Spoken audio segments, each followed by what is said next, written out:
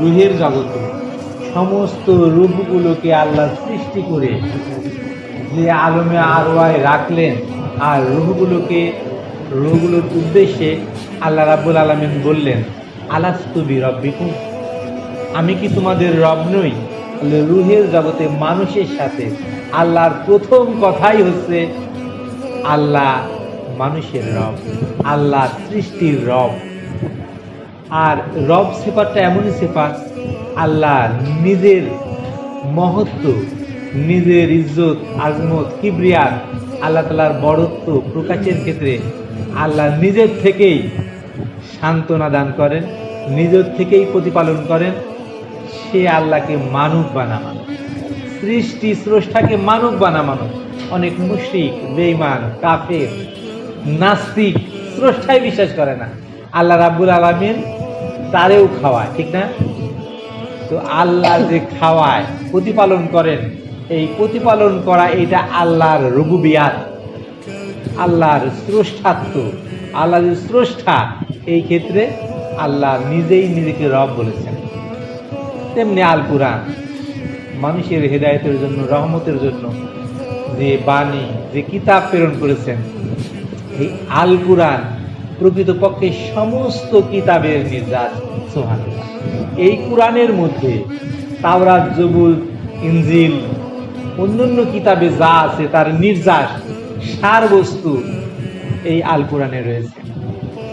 এই জন্য কুরআনে আল্লাহ রাব্বুল আলামিনের সৃষ্টি নিয়ে গবেষণা করলে, চিন্তা করলে, আল্লাহ রাব্বুল আলামিনের প্রেরণকৃত নবী রাসূলদের নিয়ে চিন্তা করলে দেখা যায় আল্লাহ নিজের পক্ষ থেকে রাসূল বলেছেন শুধুমাত্র মুহাম্মদুর রাসূলুল্লাহ সাল্লাল্লাহু আলাইহি ওয়াসাল্লামকে। অন্য সকলকেই আল্লাহ বিভিন্ন উপাধিতে ডেকেছেন, তবে তার মধ্যে রাসূল নামের কোনো উপাধি নাই। অথচ তারাও নবী ছিলেন, তারা রাসূলও ছিলেন, কিতাবপ্রাপ্ত ছিলেন। যেমন রুহের জগতে আল্লাহ ওই রুহগুলোর মধ্যে বিশেষ যে রুহগুলো অধিক উজ্জ্বল, অধিক প্রাঞ্জল, অধিক চমকপ্রদ, এই রুহগুলোকে আল্লাহ বললেন যে আমি আমার পক্ষ থেকে রাসূল পাঠাবো, আমি আমার পক্ষ থেকে রাসূল পাঠাবো। কলু, আল্লাহ বলল, আকরারতুম, তোমরা তাকে স্বীকৃতি দিলে, মেনে নিলে। সমস্ত রাসূলগণ বলল কলা, আল্লাহ বলল কলু, আল্লাহ নিজে বলল, আর ওরা সকলেই বলল কলা। আর রাতুম, হ্যাঁ আমরা সেই রাসূলকে মেনে নিলাম, স্বীকৃতি দিলাম। তাহলে রাসূল মূলত একজন। অন্যান্য রাসূল, অন্যান্য নবীগণ আমাদের নবীকে, আমাদের রাসূলকে মানার কারণে মর্তবা, মর্যাদা হিসাবে তাদের সম্মানিত করার জন্য, তাদেরকে নাজ নেয়ামতে পূর্ণ করার জন্য, ভবিষ্যৎ সুসংবাদ প্রদানের জন্য রাসূল আসছে। এই কথা বলতে বলতে 1 লক্ষ মতান্তরে 2,24,000 নবী আসছে।